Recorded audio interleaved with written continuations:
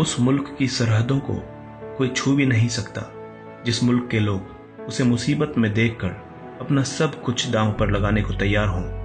ये बात उस दौर की याद दिलाती है जब हिंद की जमीन पर विदेशी हमले का खतरा बढ़ गया था और प्रधानमंत्री के कहने पर एक निजाम ने अपना पूरा खजाना भारत की रक्षा के लिए खोल दिया था।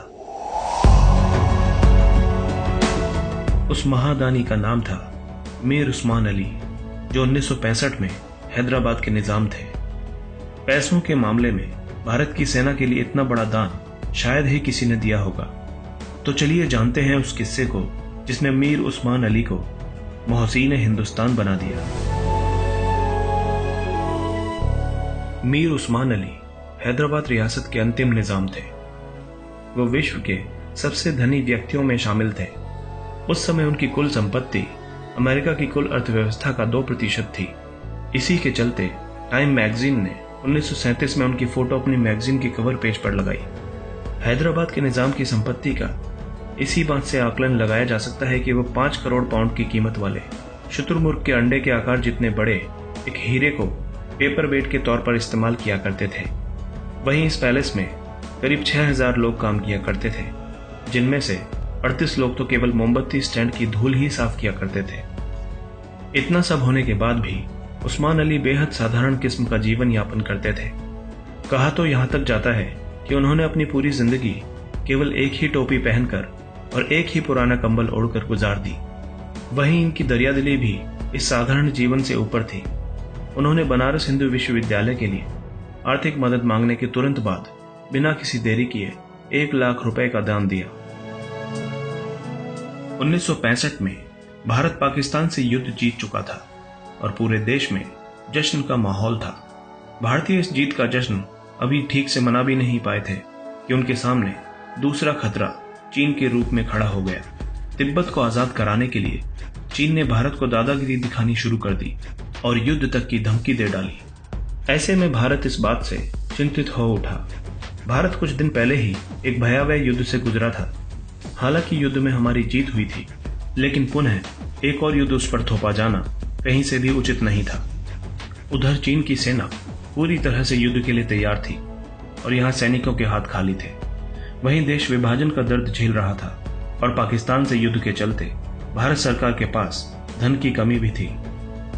ऐसे में तत्कालीन प्रधानमंत्री लाल बहादुर शास्त्री ने सेना की मदद के लिए भारतीय रक्षा कोष की स्थापना की। शास्त्री जी ने लोगों से सेना के लिए दान करने की अपील की। इस अपील ने लोगों को देश भावना से ओत-प्रोत कर दिया और वो देश सेवा के लिए टूट पड़े। आम नागरिक जितना भी हो सकता था उसे दान करने में जुट गए। जिसके पास पैसा नहीं था वो कपड़े और भोजन दान कर रहा था। यहां तक कि लोग रक्तदान करने तक के लिए उमड़ पड़े ताकि सैनिकों के इलाज में मदद मिल सके। लेकिन उस समय ये सब युद्ध के लिए काफी नहीं था।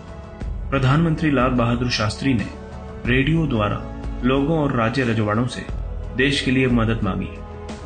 शास्त्री जी के इस आह्वान को हैदराबाद में बैठे निजाम भी सुन रहे थे, लिहाजा उन्होंने इस मामले में मदद का मन बनाया और शास्त्री जी को दिल्ली से हैदराबाद आने का निमंत्रण भेज दिया। चूंकि सेना को तत्काल सहायता की जरूरत थी, इसलिए निमंत्रण मिलते ही बिना किसी देरी के लाल बहादुर शास्त्री हैदराबाद पहुंच गए। निजाम उस्मान अली ने उनका बेगमपेट एयरपोर्ट पर स्वागत किया। शास्त्री जी जानते थे कि हैदराबाद में उन्हें निराशा नहीं मिलेगी, इसलिए पीएम ने जल्द ही निजाम से बात की और उन्हें स्थिति के बारे में अवगत कराया। लेकिन उस्मान अली इसके लिए पहले ही तैयार थे। बिना एक सेकंड के सोचे निजाम मीर उस्मान अली ने अपना खजाना भारत की रक्षा के लिए खोल दिया और राष्ट्रीय रक्षा कोष के लिए 5 टन सोना देने का ऐलान कर दिया।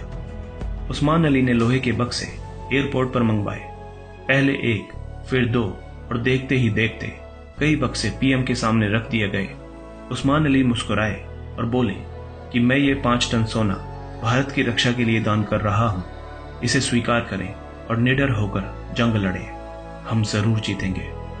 इस तरह से शास्त्री जी 5 टन सोने से भरे बक्सों को अपने साथ लेकर दिल्ली रवाना हो गए। इस घटना की जानकारी मीडिया तक पहुंची और धीरे धीरे ये खबर पूरे देश में अखबार और रेडियो के माध्यम से फैल गई। हर किसी ने मीर उस्मान अली की दरियादिली की तारीफ की। यहां तक कि विदेशी मीडिया ने भी इस घटना को कवर किया। 1 साल गुजर गया और देश में हालात अब पहले से बेहतर थे। हालांकि निजाम के लिए यह कोई बड़ी बात नहीं थी। वो वापस अपने पैलेस में वही साधारण जीवन जीने लगे। लेकिन निजाम तो अपने लोहे के उन बक्सों को लेकर चिंतित थे जिनमें भरकर उन्होंने भारत सरकार को सोना दिया था। लाल बहादुर शास्त्री के बेटे अनिल शास्त्री ने अपनी किताब Lal Bahadur Shastri lessons in leadership में जिक्र किया है कि उस्मान अली की तबीयत खराब होने लगी तो लाल बहादुर शास्त्री ने उन्हें फोन करके हालचाल पूछा। इतने में निजाम ने अपने बक्सों की बात छेड़ दी और बोले कि शास्त्री जी, मैंने आपको जिन बक्सों में सोना दिया था वो मेरे पुरखों की निशानी है। यदि आपने सोना खाली कर लिया हो तो वो बक्से मुझे लौटा दीजिए। ये सुनकर शास्त्री जी हंस पड़े और बोले, मैं उन्हें आप तक जरूर पहुंचा दूंगा। इसके बाद भारत सरकार ने विधिवत तरीके से उनके पुश्तैनी लोहे के बक्से लौटा दिए। ये ऐतिहासिक दान देने के कुछ साल बाद 24 फरवरी 1967 को मीर उस्मान अली का देहांत हो गया और वो सदा के लिए इस धरती से विदा हो गए। हैदराबाद के निजाम द्वारा किया गया यह ऐतिहासिक सहयोग भारत के इतिहास में खास है। इस सोने की वर्तमान कीमत लगभग 1500 करोड़ रुपए बैठती है। ऐसा माना जाता है कि इतनी बड़ी सहायता आज तक इतिहास में किसी भी संगठन या व्यक्ति द्वारा एक मुश्त नहीं की गई। आप इस दिलचस्प कहानी के बारे में क्या सोचते हैं? कमेंट बॉक्स में अवश्य लिखें।